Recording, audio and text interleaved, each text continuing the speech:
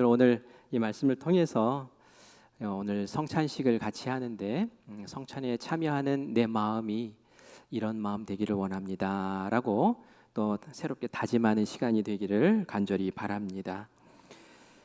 우리가 어떤 일을 이렇게 반복하다 보면은 타성해졌는다라는 그런 표현을 씁니다.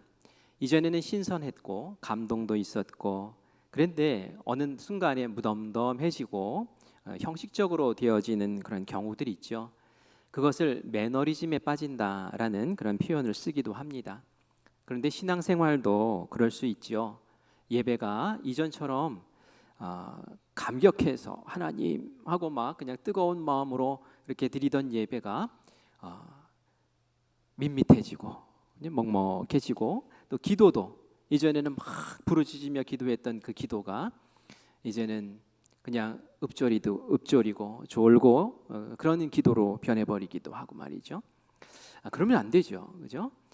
성찬식을 우리가 매달 한 번씩 드리는데 성찬 마지막 주가 되었으니 드리는구나, 이게 아니라 성찬의 뜻이 뭘까?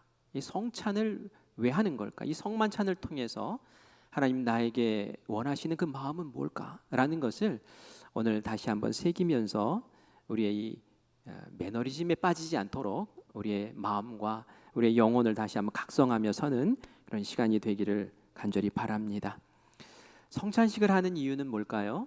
아주 답은 간단합니다. 예수님이 하라고 하셔서 하는 거예요. 예수님이 제정하신 거예요. 이전에 예수님 전에는 이 성찬식이 없었어요. 그 전에는 어떤 절기, 유월절, 초막절 이런 절기들은 있었죠. 하지만 예수님 때에 예수님이 십자가에 달려 돌아가시기 전에 이걸 기념해라 라고 하시면서 성찬식을 만드신 거예요. 그래서 우리가 예수님이 제정하셔서 우리가 성찬식을 하는구나 라는 것을 좀 상식적으로 알 필요가 있어요. 성찬식이 어떤 의미가 담겨 있는지를 고린도전서 11장 23절부터 26절까지 이야기를 합니다. 우리 같이 천천히 읽어보도록 하겠습니다. 내가 너희에게 전한 것은 주께 받은 것이니 곧 주 예수께서 잡히시던 밤에 떡을 가지사 축사하시고 떼어 이르시되 이것은 너희를 위하는 내 몸이니 이것을 행하여 나를 기념하라 하시고, 식후에 또한 그와 같이 잔을 가지시고 이르시되 이 잔은 내 피로 세운 새 언약이니 이것을 행하여 마실 때마다 나를 기념하라 하셨으니 너희가 이 떡을 먹으며 이 잔을 마실 때마다 주의 죽으심을 그가 오실 때까지 전하는 것이니라. 아멘. 아멘. 우리가 읽은 이 말씀은 바울이 고린도 교회에 알려주시는 말씀이에요. 고린도 교회는 이미 교회가 세워지고 나서 바로 성찬식을 하고 있었겠죠. 그런데 이 성찬식이 제대로 진행되지 않는 것을 이 바울이 마음 아프게 생각하면서 성찬식이 그런 게 아니야, 너희들 그런 식으로 하면 안 돼, 성찬식은 이런 뜻이 있어 하면서 알려주고 있어요. 그러면서 제일 먼저 하셨던 이야기는 성찬식은 주께 받은 것이다 라고 얘기해요. 주님이 제정하신 것이라는 얘기예요. 그죠? 이전에 없었는데 주님이 만드신 것이고 주님께서 하라고 하신 거야 라고 말씀을 하고 있어요. 그리고 예수님이 제자들과 마지막 날 이제 마지막 만찬을 할 때에 여느 때에는 그러지 않았어요. 그냥 여느 때에는 우리 기도하자 하고 기도하시고 나서 먹어라 하고 나눠주셨던 그 떡인데, 그날은 예수님이 특별히 이 떡을 드시고는 축복 기도를 하신 다음에 그걸 탁 찢어서는 이 말씀을 하시는 거예요. 이거는 내가 너희를 위해 찢는 내 몸이야, 내 몸이야. 제자들이 오늘 예수님이 또 특별한 것을 하시네 라는 생각을 했을 거예요. 그리고 또 포도주를 딱 따르시고 나서는 이건 너희를 위해 흘리는 내 새 언약의 피다 라고 말씀을 하시면서 그것을 나눠주시는 거예요. 아마 제자들은 그 뜻이 무엇인지 잘 몰랐을 거예요. 하지만 오늘은 좀 특별한 날이네, 오늘이 예수님이 특별히 빵을 가지고 포도주를 가지고 의미 부여를 하고 이렇게 우리에게 먹이시네 하는 그런 생각을 했을 거예요. 왜 예수님이 이렇게 빵을 떼시고 또 포도주를 이렇게 내놓으시면서 그렇게 의미 부여를 하셨을까요? 그것은 말이죠, 그 성만찬의 자리가 이제 앞으로 곧이어 닥칠 예수님의 십자가의 현장 되기를 원하셨기 때문인 줄 믿습니다. 그것을 미리 보여주시는 거예요. 제자들에게 떡을 떼어주시는 것처럼 내가 내 몸에 채찍을 맞아서 갈갈이 찢길 것이고, 내 손에 못이 박히면서 내 손이 갈갈이 찢길 것이고, 내 머리에 가시관을 씌우면서 내 머리가 갈갈이 찢어져 피범벅이 될 것이고, 창으로 내 옆구리를 찌를 때 내가 너희를 위해서 내 몸을 아낌없이 내어놓는다.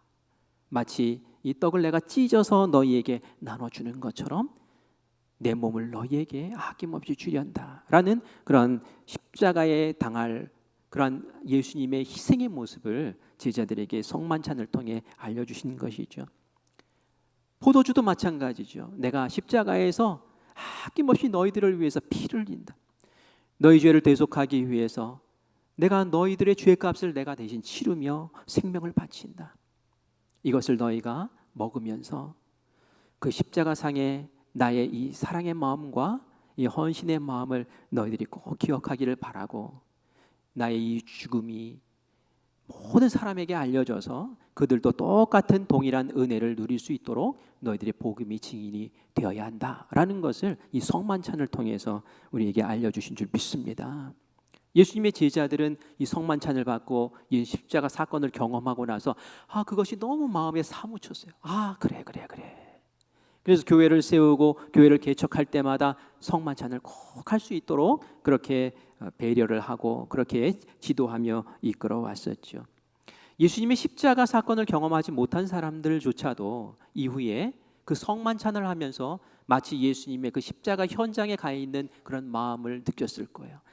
그래, 내가 지금 이 떡을 내 입에 넣을 때 이건 예수님의 몸이지, 나를 위해서 찢어주신 예수님의 몸이지, 예수님의 살점처럼 여기면서 그렇게 먹었고요.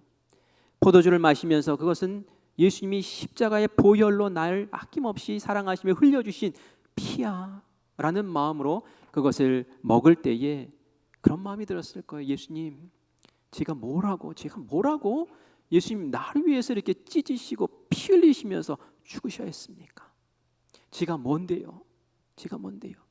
그러면서 예수님, 저도 이 사랑 받았으니 저도 그 사랑으로 하나님을 사랑하고 예수님을 사랑하고 교회를 사랑하며 저희 맡겨주신 인생 아름답게 잘 살아내겠습니다 하는 그 아름다운 고백의 현장이 성만찬 시간마다 일어난 줄 믿습니다.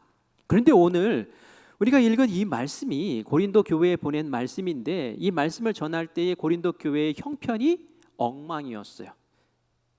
무엇이 엉망이었냐면은 성만찬이 엉망이었다는 거예요. 참 안타깝죠. 초기 교회는 매일 이렇게 모임을 갖기도 하고 매주 모임을 가지면서 성만찬을 진행을 했습니다. 우리 교회는 한 달에 한 번 하지만 또 어떤 교회는 매주 하는 성찬을 매주 하는 교회도 있어요. 초대교회를 본받아서 아마 그렇게 하는 것 같아요. 그래서 고린도 교회도 아주 자주 모임을 하면서 성만찬을 했어요. 그런데 이 성만찬에 문제가 생겼어요. 어떤 문제였는지 고린도전서 11장 21절 말씀을 같이 읽겠습니다. 이는 먹을 때에 각각 자기의 만찬을 먼저 갖다 먹음으로 어떤 사람은 시장하고 어떤 사람은 취함이라. 아멘. 이게 무슨 말이에요? 성만찬을 하는데 이 문제가 있었는데 그것은 어떤 사람이 먼저 갖다 먹었다라는 얘기예요. 여러분, 성만찬을 차려하는데 여러분, 나 예배 일찍 왔으니까 내가 먼저 해야지 하고 이런 거 없잖아요. 그렇죠? 우리 동일한 시간에 똑같이 하잖아요.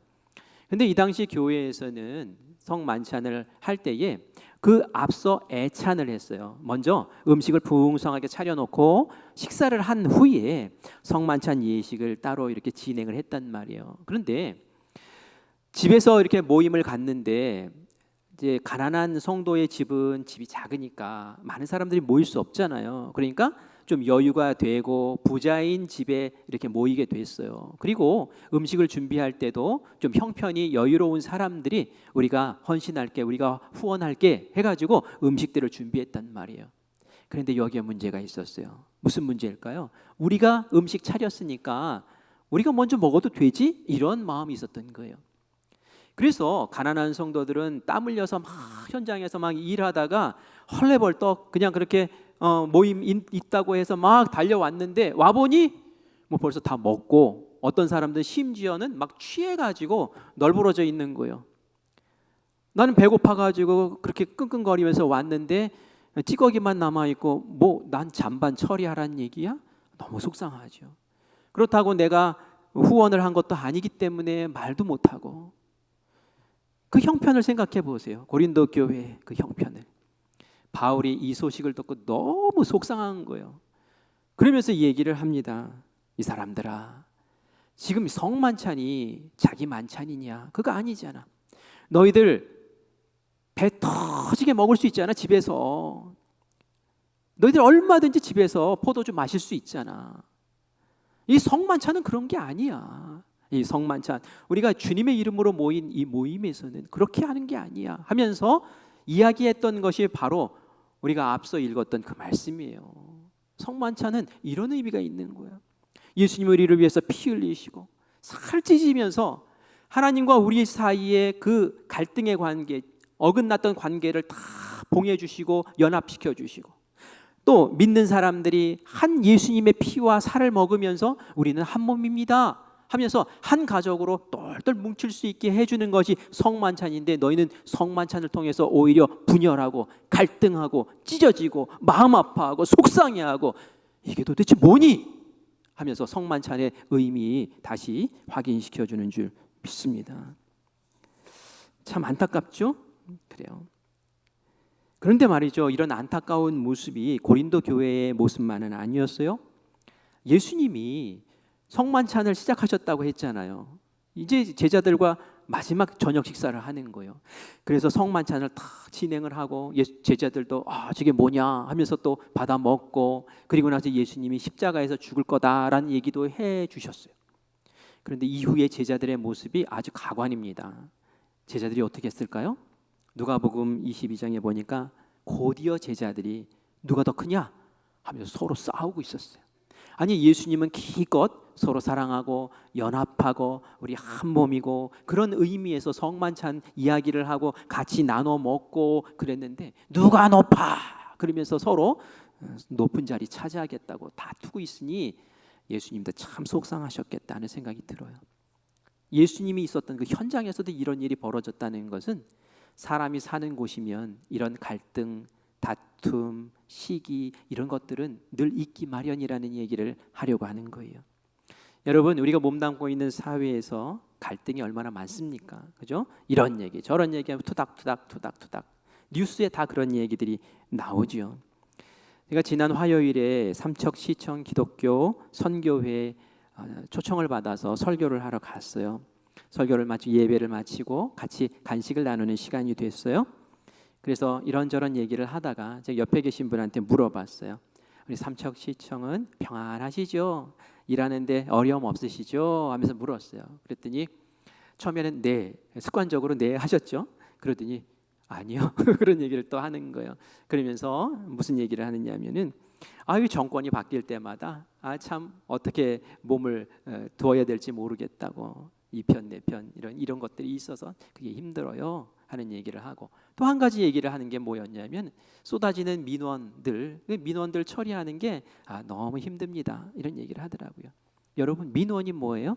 내가 옳다 갈등이죠. 갈등. 이 갈등 문제를 해결하니까 너무 힘들다는 거예요. 그게 사회의 모습이에요. 이 갈등의 지옥 속에 우리가 허덕이며 살아가고 있죠. 개인적으로도 갈등들이 있어요. 개인과 개인 사이에서 갈등이 있고요. 가장 화목해야 될 가정에서도 갈등이 있어요.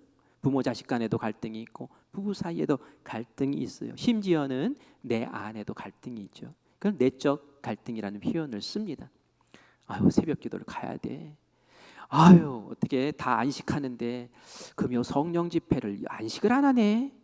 가야 돼 말아야 돼. 이게 바로 내적 갈등이에요. 여러분, 그런 갈등에서 이기시길 바랍니다. 기도를 쉬지 말라고 하셨잖아요. 그렇죠?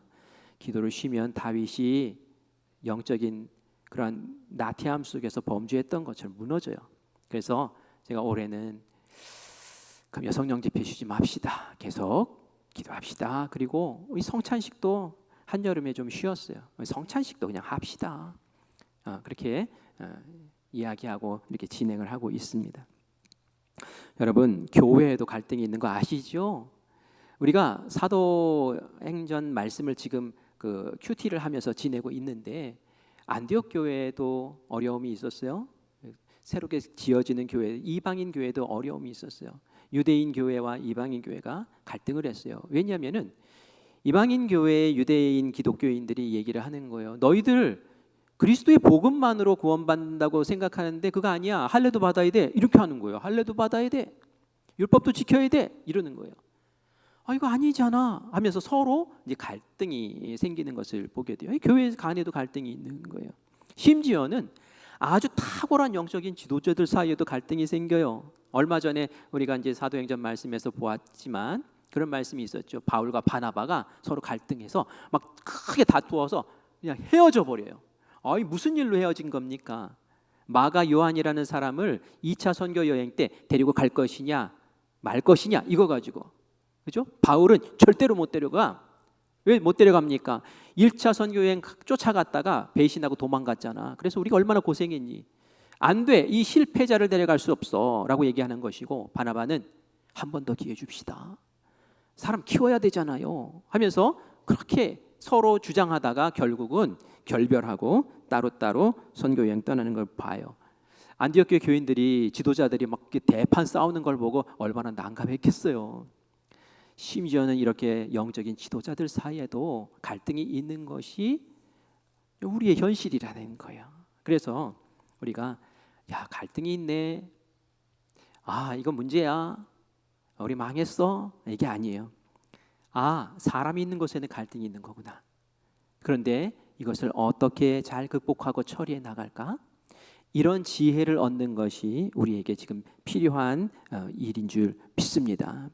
왜 서로 이렇게 갈등을 하는 걸까요? 그건 말이죠, 내가 가진 기준이 서로 달라서 그런 거예요. 하나님을 사랑하는 방법, 기준, 이런 것들이 각자 다르기 때문에 그래요. 바울은 하나님의 사역을 내가 위임 받았는데 이 사역이 성공적으로 이루어지려면은, 아니, 저런 사람은 끼면 안 돼. 이 사역을 완수하려면은 정말 준비되고 정말 뜨거운 마음과 그런 사람들로 이끌어 나가야지. 아, 저런 사람들 필요 없어. 저런 나중에 다른 일로 뭐 하면 모를까, 지금은 아니야 하면서 딱 잘라버리는 거죠. 하지만 바라바는 달랐죠. 하나님의 일을 잘 이뤄나가려면 사람이 얼마나 중요한데, 사람을 키워야지, 사람을 살려야지. 한 번만 더 기회 주자. 우리 교회 표어 뭐죠? 선교하며 일꾼 기르는 교회.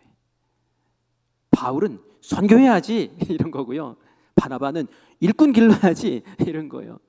근데 말이죠, 이게 두 개가 합쳐져야 되는 거예요. 합쳐져야 되는 거예요. 근데 서로 한 가지씩 주장하고 있으니 서로 마음이 맞지 않아서 갈라지고 갈등이 생기는 것을 보게 돼요.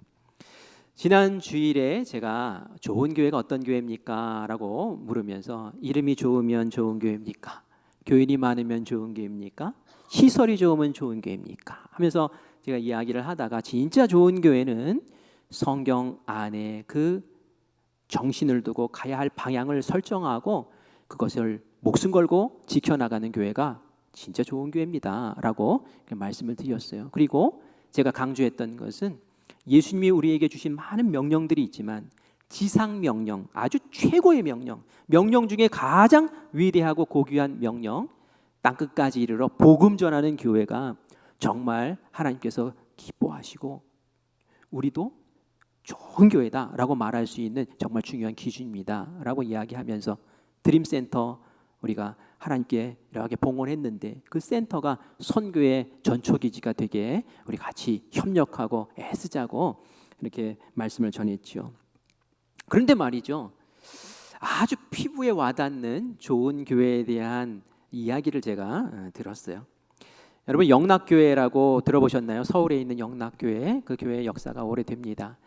북한에서 그 6.25 전쟁 일어났을 때에 이렇게 이남으로 내려오신 분들이 모여서 교회를 세우셨어요. 영락교회인데요, 그 교회에 세우시고 오랫동안 은퇴하시까지 목회를 하셨던 분이 한경직 목사님이라는 분이세요. 2000년도에 돌아가셨는데, 이 한경직 목사님의 교회에 우리 한국 교회에 아주 어른으로 영향력을 많이 미쳤습니다. 그분의 한마디가 많은 목회자들의 귀에 경청하게 들을 수 있는 그런 말씀이었고요. 아마 성인을 세운다고 했으면 그분도 그 성인 가운데 한 분으로 세워주실 수 있는 분이죠. 그런데 이분이 이제 은퇴를 하셨어요. 그러자 이제 큰 신문사에서 종교 담당 기자가 그 목사님을 찾아가서 인터뷰를 했어요. 많은 이야기들이 있었어요. 그런데 그 가운데 목사님이 평생 목회를 하시면서 영락교회를 이끌어 오셨고, 영락교회가 우리 한국 교회에 정말 좋은 영향력을 미친 좋은 교회로 세우셨는데, 목사님은 좋은 교회가 어떤 교회라고 생각하십니까? 라고 물어봤어요. 저에게 그렇게 물어봤으면 아마 예수님의 지상명령을 추구하며 그것을 쫓아가며 그것을 이루는 교회가 좋은 교회죠 라고 얘기했을 거예요. 그런데 이 어르신이 어떻게 얘기했을까요? 아주 간단해요. 교인끼리 싸우지 않는 교회요. 너무 마음에 확 와닿는 말씀 아닙니까? 교인들끼리 다투지 않는 교회요. 화목하고 일치하고 마음이 하나 되는 교회. 이 한경직 목사님은 교인끼리 싸우지 않는 교회요라고 얘기했지만 저는 더 고급지게 표현을 했잖아요. 바로 저겁니다. 같이 읽을까요? 시작. 성령 안에서 한 몸 이룬 사랑의 공동체. 바로 그 교회가 정말 좋은 교회죠. 그래요. 그런데 다툼과 갈등이 없는 교회가 어디 있습니까? 그렇죠? 다 있는 거예요. 왜냐하면은 예루살렘 교회도 그랬고요, 안디옥 교회도 그랬고요, 심지어는 예수님의 제자들까지도 그랬단 말이에요. 사람이 있는 곳에 갈등과 다툼 이게 없는 것이 없다는 얘기죠. 그래서 어떤 분들은 교회를 갈등 속에 견디지 못해서 떠나서 여러 좋은 교회 찾는다고 다니시는 분들도 계세요. 그분들이 찾는 교회가 어떤 교회가 좋은 교회일까요? 그분들의 마음에는 평안한 교회, 갈등이 없는 교회, 이런 교회를 찾으러 다니시는 것 같아요. 그런데 제가 그분들에게 말씀드립니다. 갈등 없는 교회는 없습니다. 죄송합니다. 갈등 없는 교회는 없어요. 우리가 천국 가기 전까지는 아마 없을 것 같아요. 그러나 제가 좋은 교회라고 말할 수 있는 기준이 있습니다. 갈등은 있지만 그 갈등을 최소화시키고, 그리고 그 갈등을 해소해 나가는 교회, 해결해 나가는 교회, 그 교회는 참 정말 좋은 교회인 줄 믿습니다. 우리가 그것을 알아야 되는 거예요. 그리고 그 방법을 어디서 찾아야 될까요? 제가 사회에 나온 여러 가지 책들을 봤어요. 갈등 해결을 하면 어떻게 해야 되나. 물론 여러 가지 지혜를 줍니다. 하지만 우리는 교회잖아요. 그죠? 우리는 그리스도인이잖아요. 그럼 답을 어디서 찾아야 될까요? 예수님에서 찾아야 되는 거예요. 예수님에게서. 그래서 이 바울도 자기가 개척한 교회들이 이렇게 갈등 상황에 있을 때에 예수님의 이것을 배워라, 이것을 본받아라, 이렇게 해야지 갈등이 해결될 수 있어, 그래야지 좋은 교회 될 수 있어 하면서 말씀을 하고 계시는 거죠. 왜냐하면 예수님도 온갖 갈등을 다 겪으셨거든요. 조금 전에 이야기한 것처럼 예수님의 제자들 막 투닥투닥 싸우고 그 예수님의 공동체조차도 갈등이 있었어요. 예수님 고스란히 겪었어요. 예수님 내적 갈등도 있었잖아요. 겟세마네 동산에서 피땀 흘리면서 막 기도하시는 게 그 말 내적 갈등인 거예요. 이거 안 하면 안 됩니까? 막 이러면서 예수님도 갈등하셨잖아요. 예수님이 또 바리새인과 서기관들과 얼마나 갈등 관계에 있는지 몰라요. 안식일에 야, 왜 너 일해? 안식일에 사람을 구하고 병 고치는 것이 뭔 잘못이야? 이것이 하나님의 뜻 아니야? 하면서 엄청난 갈등 상황을 겪으셨던 분이 바로 예수님이에요. 그래서 예수님이 우리에게 답을 주실 수 있다는 거예요. 바울이 그래서 우리가 읽은 본문 말씀은 빌립보 말씀이거든요. 빌립보 교회를 향한 말씀인데 빌립보 교회의 어떤 문제를 예수님의 말씀으로 해결하기 위해서 그 갈등을 이렇게 해결하라 하면서 해법을 주시는 것을 오늘 우리가 보게 됩니다. 빌립보 교회에 문제가 몇 가지 있었는데요. 한 가지는 거짓 교사들이 들어와서 너희들 할례 받아야 돼, 그렇지 않으면 구원 못 받아, 막 이러면서 설치고 다니는 거예요. 그게 한 문제였고요. 또 하나는 외부로부터 그렇게 핍박을 받는 거예요. 너 예수 믿어? 하면서 핍박을 하는 거예요. 또 마지막 한 가지가 더 있는데 그것이 뭐냐면 교인의 우두머리 이끄는 리더십들끼리 막 싸우는 거예요. 다투는 거예요. 이게 웬일입니까? 빌립보서 4장에 보니까 유오디아와 순두계라는 두 여인이 있었는데 여성 리더들이었어요. 이 사람들은 빌립보에 바울이 와서 복음을 전할 때 같이 복음 전했던 사람이에요. 교회를 세울 때 같이 세웠던 사람들이에요. 사역을 할 때 충성스럽게 같이 했던 사람들이에요. 그런데 이 사람들이 서로 한 교회에서 다퉈요. 왜 그럴까요? 이 방법이 옳은 방법이야. 이 방법이 교회를 위한 거야. 이 생각이 예수님을 위한 거야. 이렇게 해야 돼 하면서 자기 주장, 자기 뜻을 굽히지 않고 펼쳐나가기 때문에 그런 것이죠. 행복해야 될 교회. 그런데 그 열심을 통해서 오히려 교회가 어려움을 겪는 것을 보고 와, 이건 아닌데 바울이 안타까운 마음을 갖는 거예요. 그래서 그 문제를 해결하기 위해서는 이렇게 해라라고 지침을 주신 것이 바로 오늘 우리가 읽은 본문 말씀에 나오는 거예요. 어떻게 했을까요? 주 안에서 한 마음을 가져라.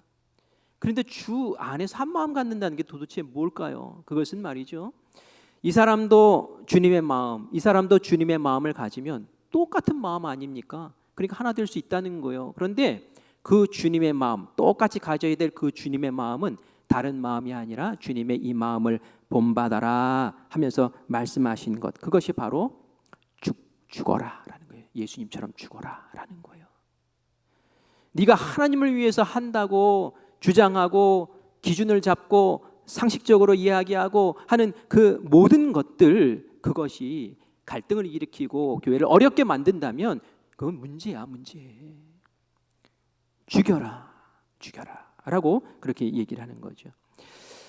바울이 얘기합니다. 원래 예수님은 어떤 분이셨냐? 하나님과 동등한 분이셔. 아주 높은 지존하신 분이셔. 영광 받으실 분이시고 높임 받으셔야 될 분이야. 그런데 그 예수님이 우리 인간의 몸을 입고 마치 종처럼 이 땅에 내려오셨어요. 그리고 어떻게 하셨습니까? 자기를 낮추셨어요. 겸손하게 자기를 낮추셨어요. 어디까지 낮추셨습니까? 십자가에 달려서 죽을 때까지 그렇게 낮추셨다는 거예요. 너희들이 똑같이 동일하게 가져야 될, 품어야 될 그 한 마음이 있는데 바로 예수님의 이런 마음, 나는 죽고 나의 죽음으로 살리겠습니다 하는 그 마음을 가지라는 거예요. 예수님 십자가의 죽으심으로 사람과 하나님 사이의 갈등이 해결됐어요. 예수님이 죽으심으로 사람과 사람의 갈등이 해결되고 한 몸, 한 마음, 한 뜻이 되었다는 거예요. 그 마음을 갖고 교회를 함께 이끌어 나가면 그 교회는 하나님께서 기뻐하시는 영광스러운 교회가 된다라는 것이죠. 우리 8절 말씀 같이 읽어보겠습니다. 본문 8절입니다. 시작. 사람의 모양으로 나타나사 자기를 낮추시고 죽기까지 복종하셨으니 곧 십자가의 죽으심이라. 바로 이 마음을 가지라는 거예요. 그런데 말이죠, 이건 모르는 말씀 아니잖아요. 그런데 이게 잘 안 돼요. 내가 죽어요? 내가 여기서 양보해요? 내가 이 주장을 굽히라고요? 아, 이거 힘들어요. 안 돼요. 왜 안 될까요? 우리가 사회에서 한번 양보하면 계속 양보하는 상황으로 몰리는 것을 우리가 경험을 하기 때문에 그래요. 아, 여기서 내 밀리면 안 돼. 그럼 나 끝장나. 사회에서는 그럴 수 있어요. 그렇지만 주님의 교회 안에서는, 주님의 믿음 안에서는 우리 그러면 안 돼요. 예수님 죽으셨습니까? 아멘. 저도 죽겠습니다. 제가 생각할 땐 제 뜻이 100% 옳은 것 같지만 하나님, 제가 겸손히 물러설 수 있도록 제 마음을 예수님 마음 되게 해 주십시오 라고 하며 겸손히 나를 내려놓을 수 있는 그 마음이 있을 때에 그 안에서 조정도 가능한 것이고 그 갈등의 해소의 방법도 있는 거예요. 근데 양쪽에서 다 빳빳하게 그냥 자기 주장만 하고 있으면 안 돼요. 안 돼요. 아픔만 계속 있는 거예요. 그래서 우리가 좋은 교회 다니고 싶잖아요. 그렇죠? 평안한 교회 다니고 싶잖아요. 행복한 교회 다니고 싶잖아요. 천국 같은 교회가 다니고 싶잖아요. 그러면 말이죠, 우리 안에 예수님의 이 마음을 우리가 먼저 품어야 될 줄 믿습니다. 그 바탕 위에서 이제 아름다운 역사가 일어나는 거죠.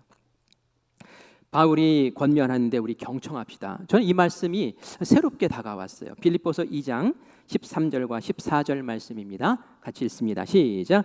너희 안에서 행하시는 이는 하나님이시니 자기의 기쁘신 뜻을 위하여 너희에게 소원을 두고 행하게 하시나니 모든 일을 원망과 시비가 없이 하라. 아멘. 아멘. 너희가 주님 안에서 막 사역을 하고 열심히 뭐 선교도 하고 전도도 하고 뭐 봉사도 하고 헌신하는데 그것은 너희 일하는 것이 아니야. 너희 뜻대로 하는 것 아니야.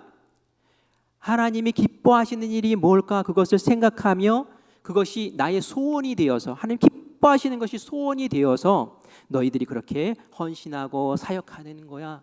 그 중심에는 하나님의 기뻐하심, 그것이 있어야 되는 거야. 네가 기뻐하고 네가 그것으로 영광받고 네가 그것으로 높아지고 네가 그것으로 어깨에 힘주고 하는 것 절대 아니야 라고 못 박으시는 거예요. 그러면서 그 일을 할 때 반드시 기억해야 될 것 있어. 그게 바로 14절 뭡니까? 모든 일을 원망과 시비가 없이 하라. 내가 열심히 내는데 원망과 시비가 생기면 고쳐야 되는 거예요. 내가 주님을 위해서, 주님의 기쁨을 위해서, 주님의 소원을 위해서 열심히 하는데 거기 시비가 생기면 주님 앞에 다시 무릎 꿇고 기도해야 되는 거예요. 원망과 시비가 없게, 갈등이 없게 그렇게 하나님의 일들을 감당해 나가라는 거예요. 그게 성숙한 신앙인의 모습인 줄 믿습니다. 성만찬이 얼마나 거룩한 장소예요. 얼마나 연합과 일치와 사랑과 격려가 넘치는 자리예요. 그런데 그 자리를 서로 그냥 먼저 먹고 그냥 술 취해서 나가 떨어져 가지고 서로 마음 아파하고 이런 자리로 만들 수 있다는 거예요. 그런 모습을 딱 보았을 때 고쳐야죠. 아, 이거 아니구나. 이거 아니지. 이거 아니지.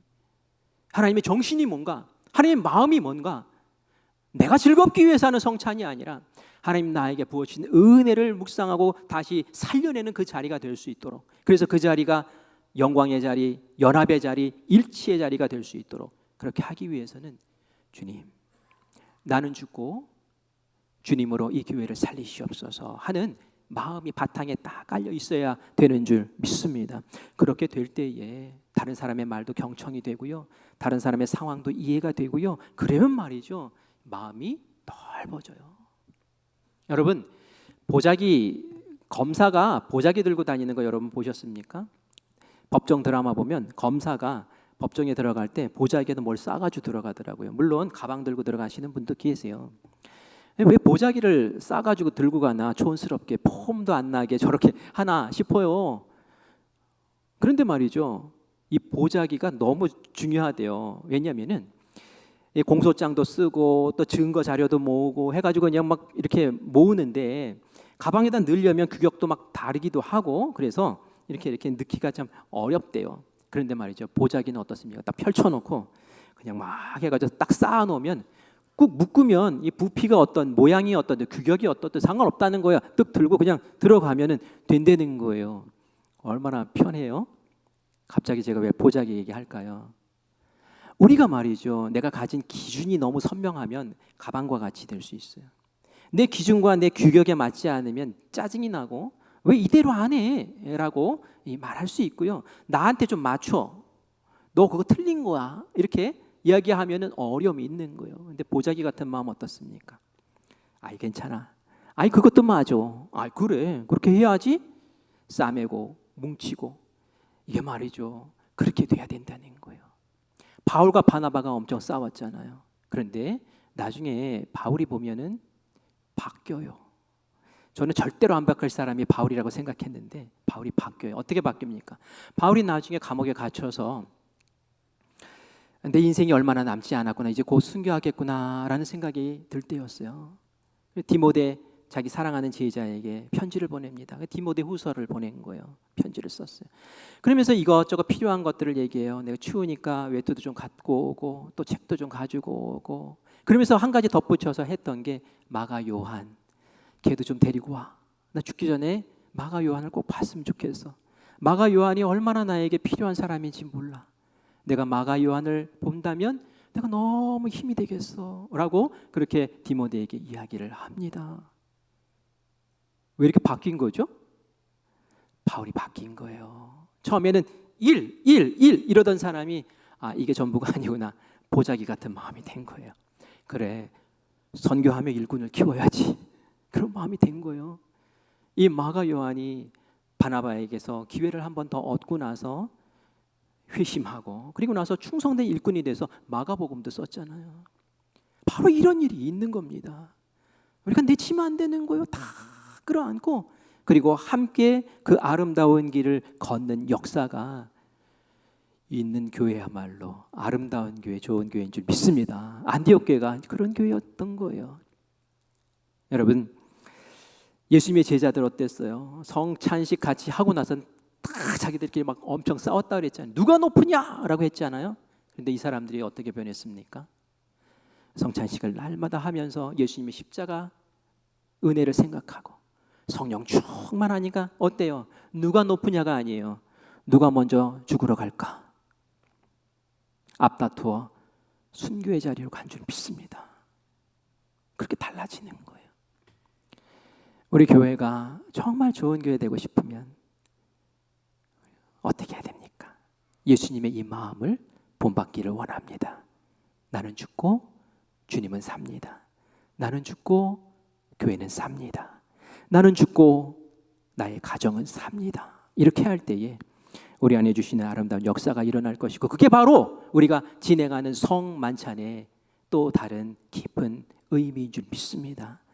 오늘 우리가 성찬 받을 때에 이전에는 어떤 마음으로 받았는지 몰라요. 하지만 예수님의 피와 살을 입에 넣고 그것을 씹고 마시고 삼킬 때에 주님, 나를 위해서 이렇게 하셨는데 하나님, 저도 하나님과 사람을 평화롭게 만들고 사람과 사람을 평화롭게 만드는 그러한 화목의 제물이 되겠습니다.